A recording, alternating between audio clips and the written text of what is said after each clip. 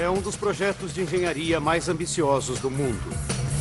Uma hidrelétrica imensa, gerando mais quilowatts do que qualquer outra no planeta. Para construí-la, o curso do poderoso rio sul-americano teve de ser bloqueado. Milhares de hectares da preciosa natureza local e dezenas de milhares de lares desaparecerão em uma imensa inundação.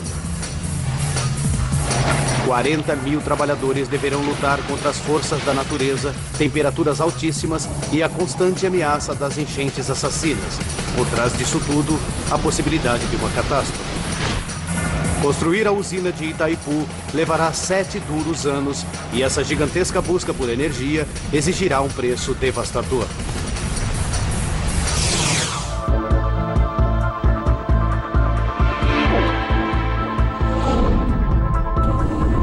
Obras incríveis. Itaipu. O Rio Paraná, com 4.000 quilômetros de comprimento, é o segundo maior rio da América do Sul, superado apenas pelo poderoso Amazonas. Em parte de seu curso, o Paraná marca a fronteira entre o Brasil e o Paraguai. Aqui, seu curso foi bloqueado por uma estrutura feita pelo homem, a usina de Itaipu. É a hidrelétrica mais potente do mundo. Ela gera 90 mil gigawatts todos os anos, o suficiente para alimentar a cidade de Londres por 3 anos. Com 7 quilômetros de comprimento, ela é 2,5 vezes mais longa do que a ponte americana Golden Gate. E sua altura equivale a um prédio de 65 andares. A usina sustenta um volume de água equivalente a 400 vezes o tamanho do Central Park de Nova York. Água que avança pela usina em forma de uma gigantesca cascata feita pelo homem para produzir eletricidade. Foi preciso um exército de 40 mil homens e 20 bilhões de dólares para construir essa monstruosa estrutura, quase 50 vezes o custo da hidrelétrica Hoover. O italiano Piero Sembinelli foi um dos engenheiros na construção da usina. Não imaginávamos o quanto esse projeto seria difícil. A usina está localizada em um dos locais mais remotos do mundo. Mas por que o projeto mais ambicioso do mundo de uma usina hidrelétrica foi realizado aqui?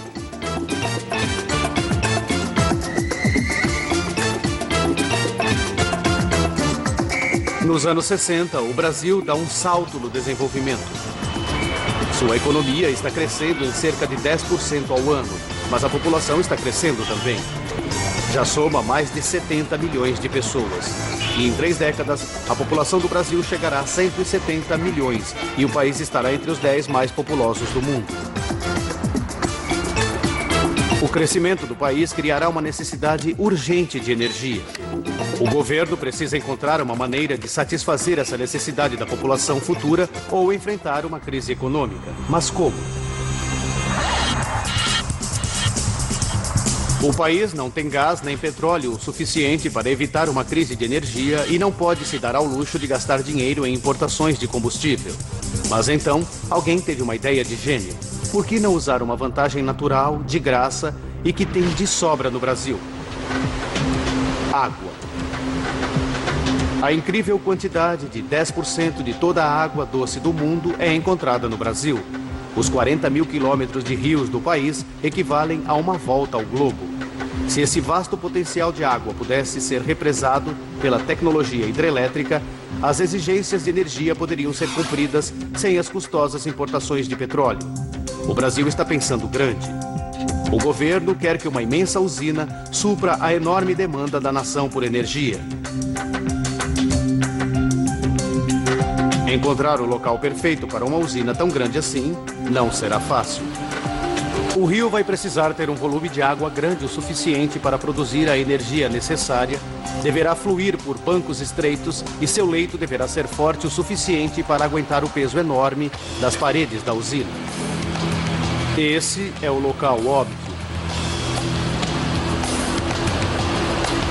O rio Iguaçu alimenta uma das maiores cachoeiras do Brasil, mas ele tem apenas 1/8 das águas necessárias para a usina monstro. 1 a 1, os engenheiros verificam 50 outros locais. Nenhum é satisfatório, mas finalmente o local perfeito é encontrado.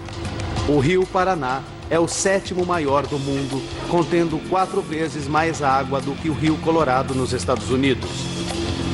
Em um local chamado Itaipu, ele flui através de uma garganta submersa.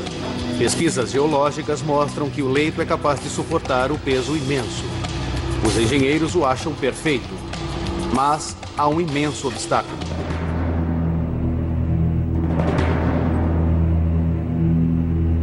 A garganta fica bem na fronteira entre o Brasil e seu antigo inimigo do século XIX, o Paraguai. Os dois países travaram uma amarga batalha. O Paraguai perdeu metade de seu território, metade de sua população foi morta. Mesmo 100 anos depois, ainda há falta de confiança entre os dois países. 1966. Complexas negociações começam entre os dois países. O projeto da usina fica suspenso por 7 anos. Mas no final, a sedução do vasto suprimento de energia prova-se irresistível. No dia 26 de abril de 1973, Brasil e Paraguai finalmente assinam um tratado. A usina de Itaipu obtém luz verde. Se tudo correr de acordo com o plano, ela irá superar alguns dos maiores projetos de usinas do mundo. Será 18 vezes mais longa do que a poderosa usina de Hoover e 9 vezes mais pesada. E o mais importante é que produzirá 6 vezes mais eletricidade. Porém, a usina hidrelétrica mais poderosa do mundo exigirá sacrifícios.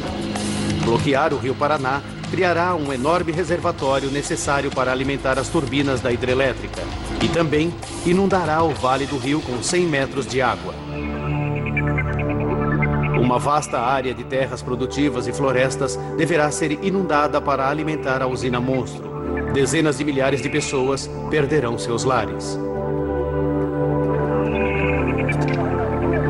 E o habitat de milhares de espécies de animais desaparecerá quando o projeto Itaipu alcançar um ponto de onde não houver retorno.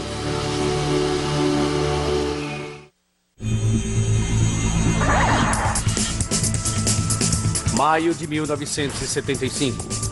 Dois antigos inimigos, Brasil e Paraguai, assinam um pacto histórico. Começa a construção da maior usina hidrelétrica do mundo. Ela irá represar o poderoso Rio Paraná. O objetivo? Fartura de energia para ambos os países. O orçamento de 20 bilhões de dólares foi fornecido pelo governo brasileiro e por investidores estrangeiros. Os engenheiros encontraram um lugar no rio perfeito para a construção da usina. Para construí-la, eles primeiro precisarão desviar o curso do Rio Paraná, que existe há milhares de anos, e redirecioná-lo. Um canal gigante de desvio deverá ser escavado nas pedras do leito do rio. Seu objetivo é desviar temporariamente o rio do local de construção da usina. Com 2 quilômetros de comprimento e 8 metros de profundidade, será o maior canal de desvio já feito. Mas se ele falhar e não desviar o rio corretamente, todo o projeto estará condenado. Piero Sembinelli é o engenheiro encarregado de construir o canal. Foi uma luta e tanto. O desvio do Paraná foi o mais difícil já tentado.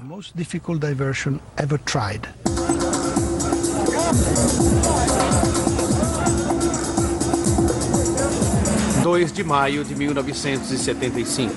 Começa a construção de Itaipu. A primeira coisa a fazer é cavar o canal para desviar o rio. Levará 3 anos de trabalho com explosivos, cavadoras mecânicas e força total para cortar as rochas. Enquanto isso, outros estão contando o custo ambiental resultante da construção de um projeto desse tamanho. Depois de construída, a usina de Itaipu transformará o Vale do Rio Paraná em um reservatório gigante. Uma área 2 vezes maior do que a cidade de Chicago será inundada até a profundidade de 100 metros. À medida que as escavações aumentam, os consultores ambientais começam o trabalho. Sua tarefa: descobrir que animais e plantas poderão ser salvos da enchente que se aproxima. É o primeiro projeto de uma usina a tentar um grande plano de resgate. Mas nesse estágio há somente 17 pessoas envolvidas, a maioria voluntários. O brasileiro Fernão Carbonar é um deles. Era o começo do movimento ambiental em todo o mundo. Mas as regras não eram tão estritas e nem as exigências legais tão duras quanto são hoje. É uma corrida contra o relógio. Se o plano de resgate não for completado antes de o vale ser inundado, milhares de animais morrerão. Mas o trabalho leva tempo. 24,8. A pesquisa basicamente consistiu em andar pela mata e localizar os animais, procurando sua trilha.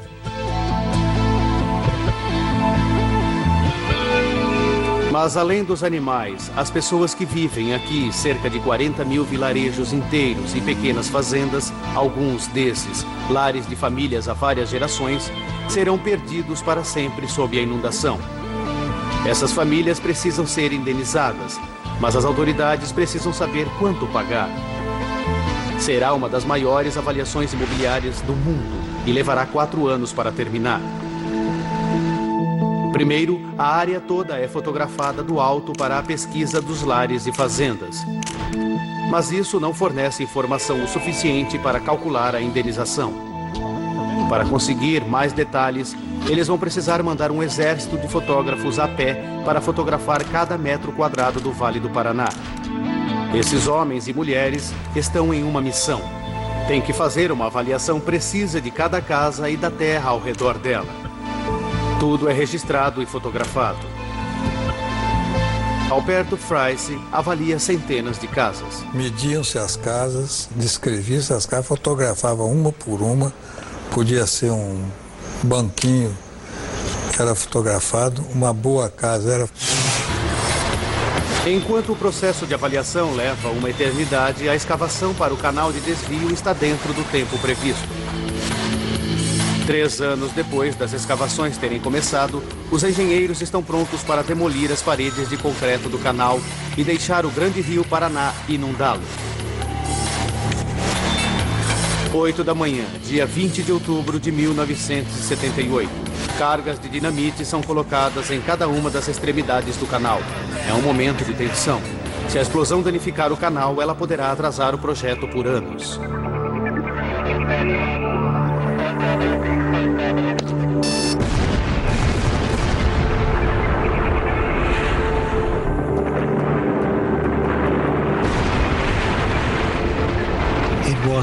Foi um momento fantástico, incrível. A explosão parecia fogos de artifício.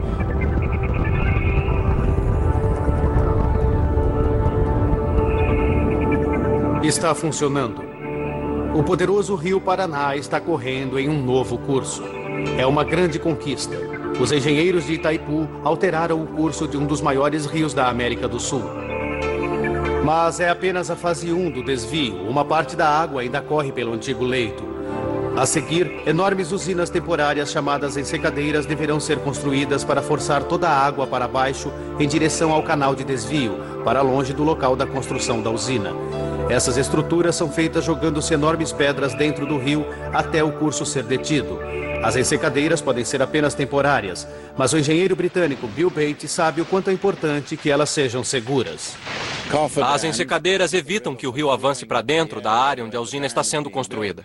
Se essas estruturas caíssem durante a construção da usina... Seria um desastre total. O Brasil recebe algumas das chuvas mais fortes do mundo. E o aumento do volume de água poderia pôr as ensecadeiras sob pressão ou até derrubar as paredes. Isso faria com que o paredão de água devastador caísse sobre centenas de trabalhadores. Os engenheiros esperam ser avisados com antecedência sobre o aumento do volume do rio para que possam tirar os trabalhadores de lá a tempo. Até que as paredes da usina principal sejam construídas, tudo o que existe entre os trabalhadores e a ameaça de uma enchente é uma parede de cascalhos.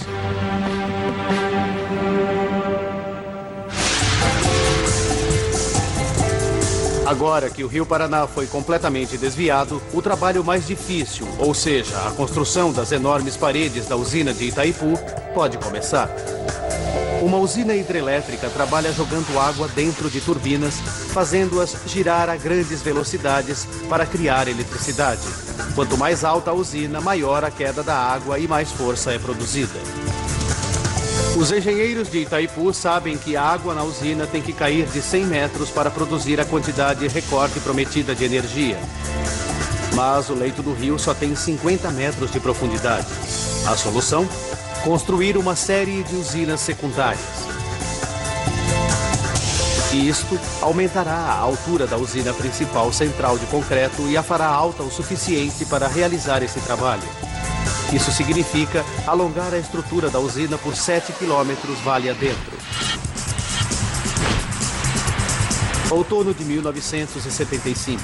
O trabalho de construção das usinas secundárias começa. Enquanto isso, a avaliação das casas, fazendas e terras no Vale do Rio, que serão cobertos pelas águas, se completa.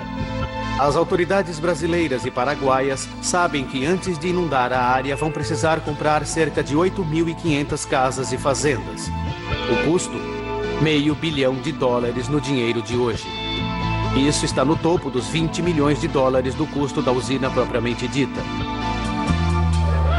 As ofertas de indenização estão sendo apressadas. A maioria das pessoas aceitou, mas algumas apresentaram queixas legais. Porém, os engenheiros estão mais preocupados em manter a construção das usinas secundárias dentro do prazo.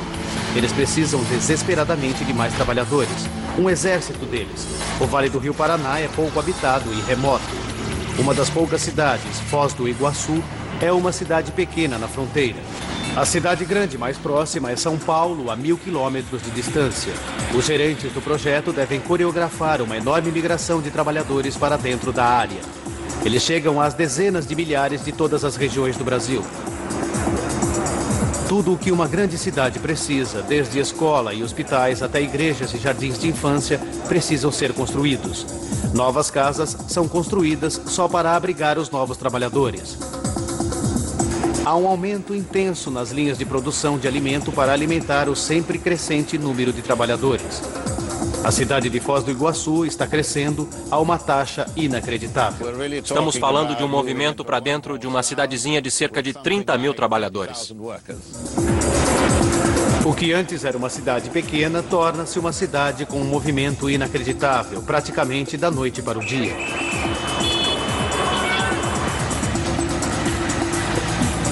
Enquanto os novos trabalhadores trabalham na construção das usinas secundárias, os engenheiros estão lutando com o desenho de uma imensa usina principal que bloqueará o rio em seu ponto mais profundo.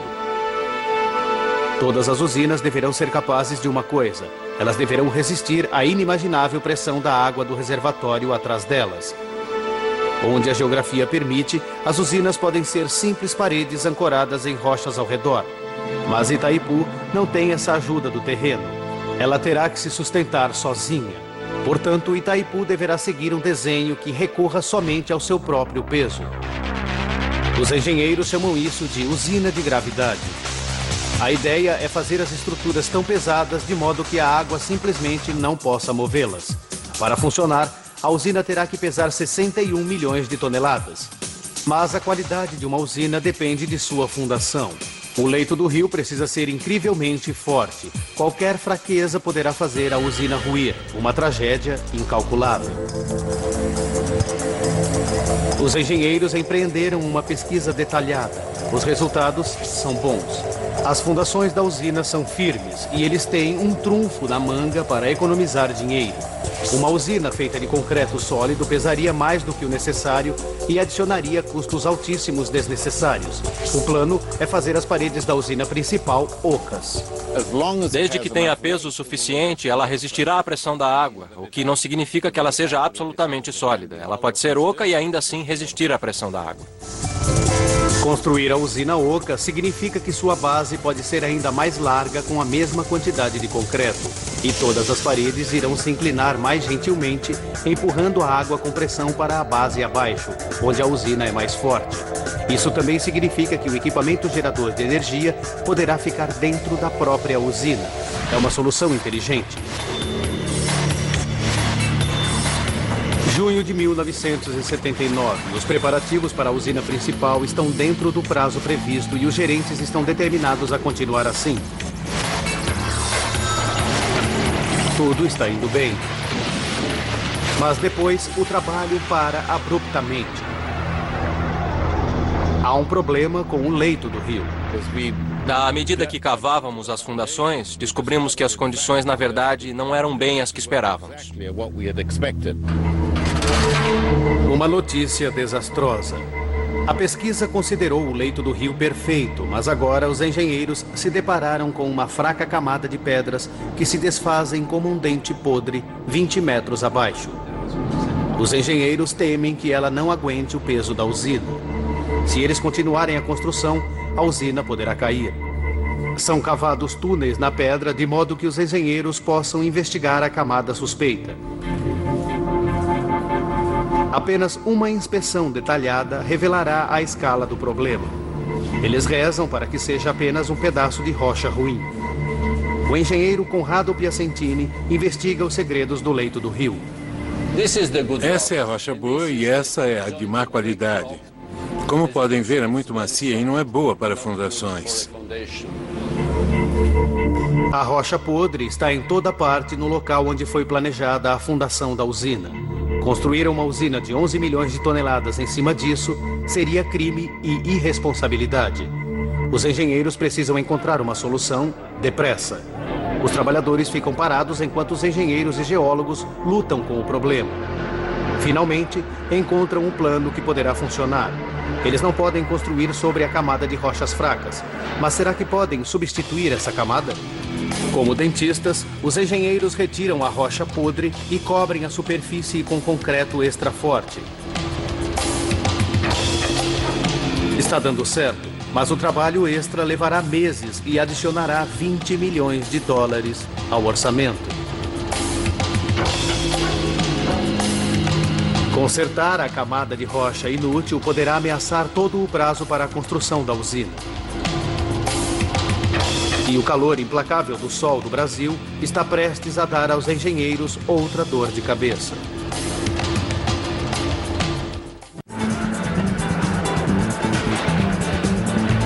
Maio de 1982. Os 40 mil homens que estão trabalhando na construção da usina de Itaipu, no coração da América do Sul, têm sido atormentados com um problema possivelmente catastrófico. O leito imperfeito do rio por baixo da fundação pode fazer a imensamente pesada estrutura ruir. Em risco está o suprimento de energia para as futuras gerações brasileiras. Os engenheiros acharam uma solução que parece estar funcionando. Como um dente podre, a camada de pedras fracas embaixo do local da construção da usina está sendo retirada e o local está sendo preenchido com uma camada extra de concreto de modo que aguente o peso da usina. Ao mesmo tempo, o trabalho nas paredes da usina central continua. Os trabalhadores precisam construir 18 blocos de concreto, cada um deles 4 vezes a altura da Estátua da Liberdade. Cada um dos blocos será erguido separadamente. Enormes estruturas de aço são erguidas para receber o concreto e mantê-lo no lugar até que seja seco. Mas não é apenas a escala do trabalho que apresenta o maior desafio para os engenheiros. Se eles derramarem essa quantidade de concreto da maneira como sempre se faz, não vai funcionar adequadamente. Quando o concreto seca, ele reage com a água criando calor. Em blocos menores de concreto, a temperatura central resfria e assenta relativamente rápido. Mas em blocos grandes de concreto, a temperatura permanece alta por mais tempo. E à medida que a superfície resfria e estabelece uma taxa mais rápida do que aquela do centro, centenas de rachaduras podem aparecer, fatalmente enfraquecendo o concreto. Mas esse não é o único problema. A temperatura pode facilmente passar dos 40 graus centígrados. Se os enormes blocos secarem ao sol, eles alcançarão mais de 90 graus. Isso também poderia causar pontos fracos e rachaduras.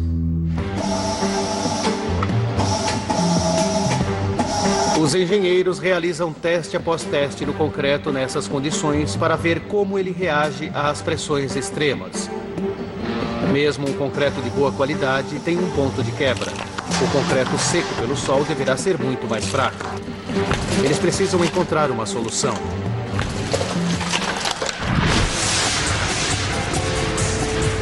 Os engenheiros vêm lutando com o problema do concreto. Sua resposta? Refrigeração, em uma vasta escala. Duas enormes usinas de resfriamento resfriarão cada centímetro do concreto. O engenheiro Adalberto Chenu relembra a cena. A pedra foi lavada com água gelada e depois recebeu ar frio. Usando um grande número de pedaços de gelo, pudemos produzir um concreto com uma temperatura de apenas 4 graus. E pelo fato de termos um sistema de transporte eficiente, o concreto só chegou a 7 graus quando estava sendo posto nos moldes.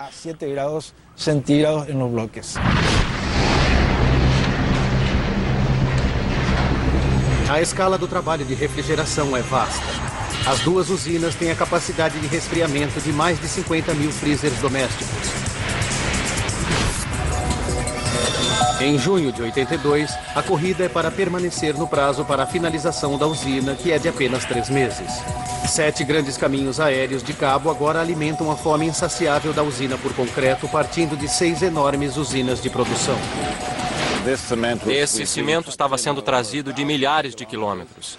De uma só vez, alguma coisa como 140 toneladas de cimento chegava a cada 20 minutos.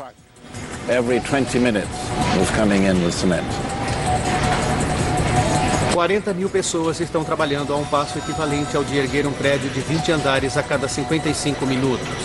À medida que o projeto se aproxima do fim, a velocidade do trabalho aumenta ferozmente. Adalberto Chenu era o responsável pelo horário de trabalho. Durante a construção da usina, tivemos prazos restritos. Trabalhamos em 2 turnos de 12 horas cada, quase 360 dias por ano.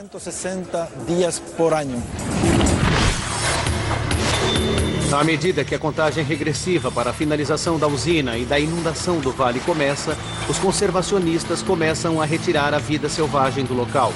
Eles esperam salvar 30 mil animais, recolocá-los em novas áreas ou em santuários feitos para a vida selvagem. A equipe de resgate sabe que é uma corrida contra o tempo para tentar salvar o maior número de animais possível antes da enchente. Ao mesmo tempo, a imensa tarefa de recolocar mais de 8.500 famílias está acontecendo.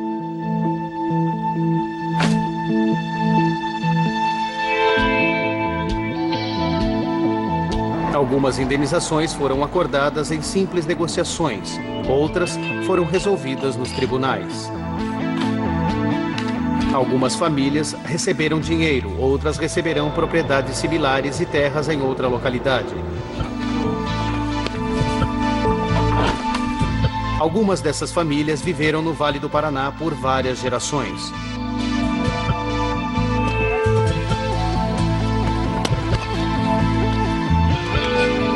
Para muitas delas, será um momento devastador quando tiverem que deixar seus lares para sempre.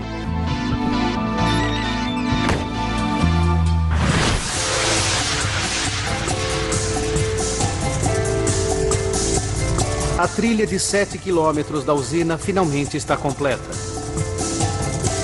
Itaipu assume seu lugar como uma das usinas mais longas e impressionantes do mundo. Mas o próximo passo é absolutamente crítico. Os engenheiros agora fecharão o canal que desvia o rio Paraná. O rio fluirá então devagar por todo o vale, criando um vasto reservatório que irá alimentar a usina e suas turbinas geradoras de energia. Depois de cheio, a pressão da água no reservatório da usina de Itaipu será de 4.000 máquinas de terraplanagem exercendo uma força incessante contra as paredes da usina. Os engenheiros fizeram cálculos altamente detalhados e estão confiantes em que as enormes paredes sejam mais do que fortes para conter a água. Porém, o preenchimento do reservatório de qualquer usina é um momento crítico. O concreto das paredes da usina será todo o sustento do vasto reservatório e das 280 mil pessoas que vivem ao redor de Foz do Iguaçu. A falha de qualquer uma das usinas principais sempre é um grande desastre, porque a quantidade de água liberada criaria uma onda que inundaria tudo e causaria um dano tremendo.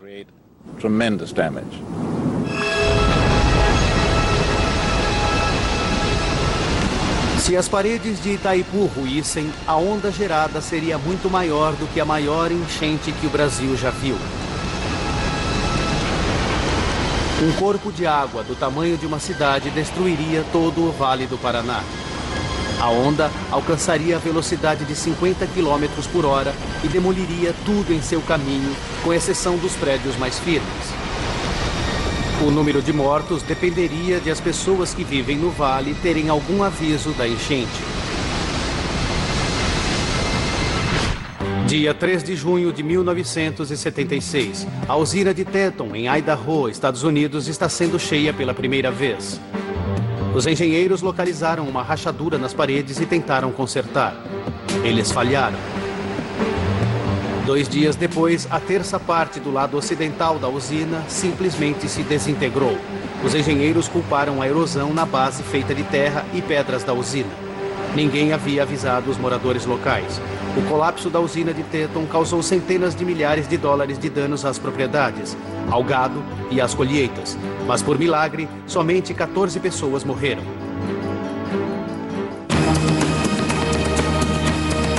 Outubro de 1982. Passaram-se 7 anos desde que a construção começou. É o grande dia. Os enormes portões do canal de desvio são fechados.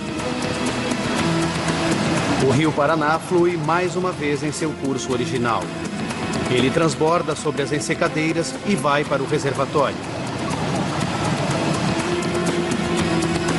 Seja lá o que acontecer, não há como deter a água agora. À medida em que a água sobe, mais e mais pressão é exercida contra as enormes paredes de concreto. Levará 14 dias para que o reservatório encha totalmente seus 100 metros de profundidade. Todos foram tirados da área da enchente. Mas alguns ficam para ver seus lares desaparecerem embaixo da água.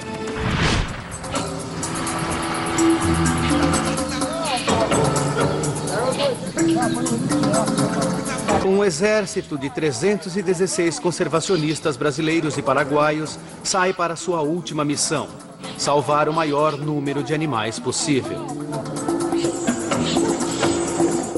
À medida em que o nível da água sobe lentamente, pequenas ilhas nas terras mais altas são deixadas para trás. Elas são apenas temporárias e em algumas horas desaparecerão para sempre. Por enquanto, elas fornecem um último e desesperado refúgio para animais assustados. Fernão Carbonari e sua equipe de resgate, como um Noé dos dias modernos em pequenas arcas, tentam salvar o maior número de animais possível antes que seja tarde demais. A gente via animais venenosos de pertinho. Pegamos várias cobras peçonhentas pela cauda. Logo, os animais só tinham o topo das árvores como abrigo. E há perigos para a equipe de resgate também. A água estava alta, então dá para imaginar a gente se aproximando de barco perto do topo de uma árvore. A gente nem sabia o que esperar. Às vezes víamos a 20, 30 centímetros uma cascavel ou outro animal venenoso qualquer. Mas fora todos esses perigos, a equipe de resgate ainda tem que evitar ferimentos sérios.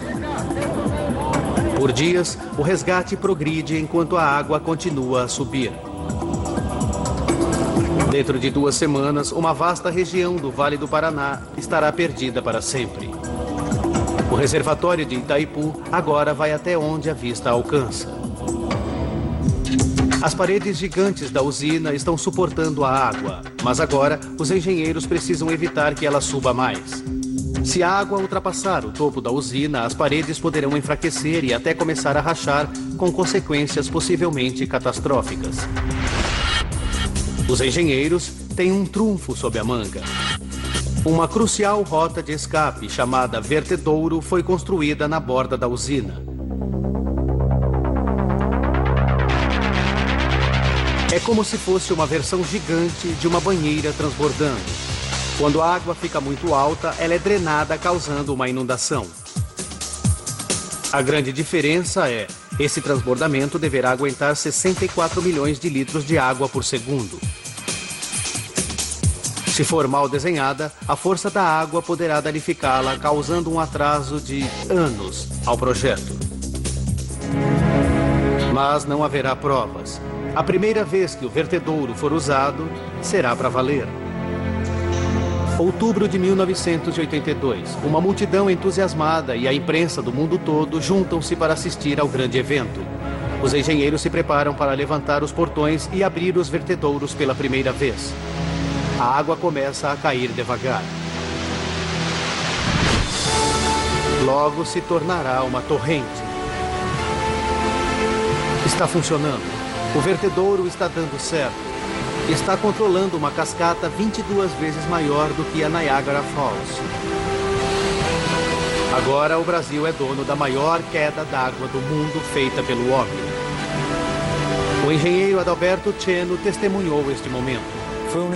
Foi um espetáculo inesquecível e permanecerá na minha memória para sempre.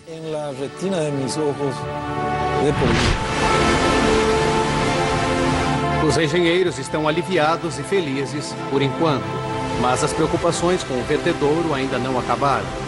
O vertedouro está conseguindo lidar com o volume de água, mas eles sabem que toda aquela água forçando a parte de baixo poderá afetar a usina propriamente dita.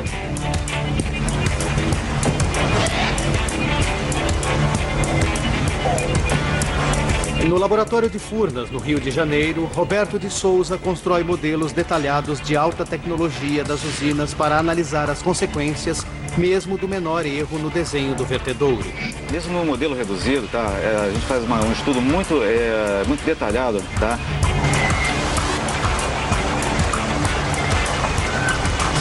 Dos efeitos da queda d'água, da energia que ela pode prejudicar a própria estrutura, tá? Quando a água atinge a parte final do vertedouro, ela cai embaixo da usina com uma força imensa, revolvendo o rio. Essa energia tem que ser dissipada usando uma curva para cima como uma pista para saltos de esqui que força a água para o ar, reduzindo sua força. Essa dissipação de energia é tão importante que, vamos dizer assim, um projeto bem feito, ele pode evitar danos à própria estrutura, tá? Como ao terreno ajusante. Os engenheiros recorrem a modelos de escala para conseguir um ângulo exato, como em uma pista para saltos com esqui. Mas se eles calcularem mal, a água voltará por cima de si mesma e poderá danificar seriamente o leito do rio. E se o processo continuar por anos, ele poderá causar uma erosão na fundação da usina. Os engenheiros de Itaipu calcularam que haverá alguma erosão, mas não o suficiente para causar danos sérios. Tudo o que eles podem fazer por enquanto é continuar verificando o leito do rio e ter esperanças. Se der alguma coisa errada, a estrutura da usina em si poderá estar em perigo.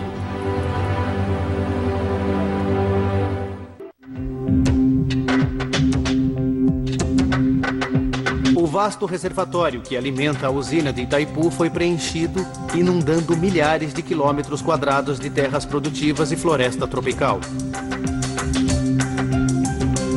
30 mil aves, mamíferos e répteis foram salvos pelos conservacionistas, mas todos eles precisam de novos lares. Alguns são recolocados, mas 300 serão levados para um santuário de vida selvagem. O refúgio Bela Vista não é um zoológico. As espécies ameaçadas que foram salvas se reproduzirão aqui e acabarão voltando para a natureza um dia. Bela Vista é também um dos primeiros centros voltados para educar os habitantes locais sobre a vida selvagem que existe perto deles.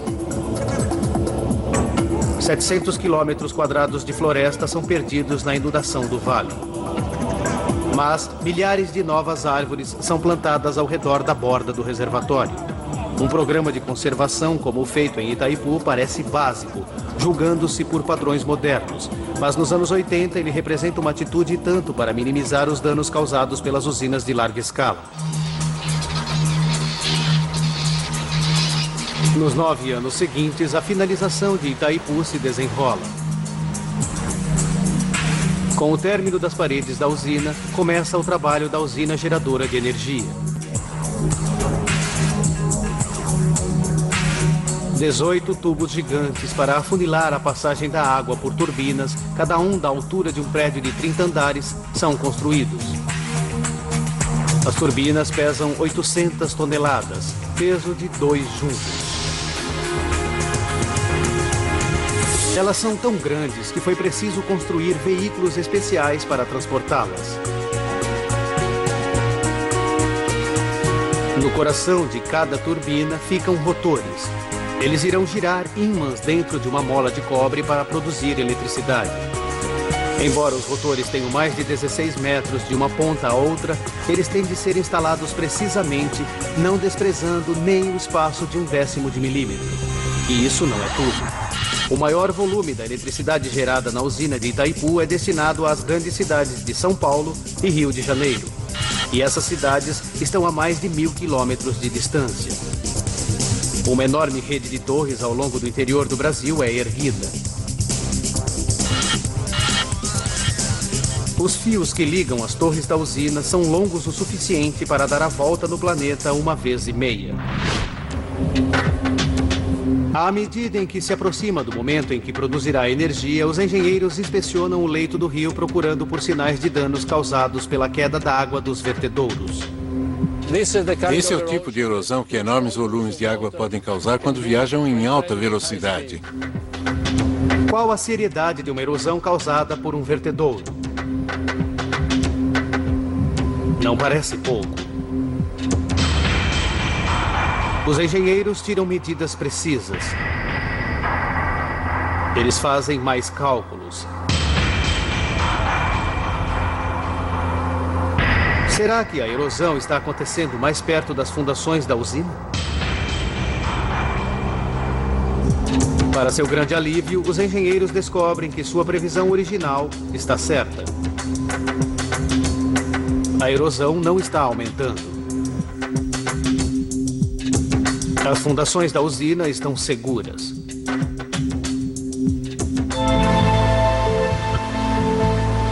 Itaipu está perto de ser completada. Os trabalhadores não param.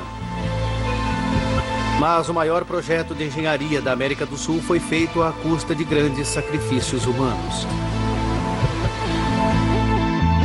Os registros não são precisos, mas estima-se que cerca de 145 pessoas perderam a vida em acidentes enquanto participavam da construção de Itaipu.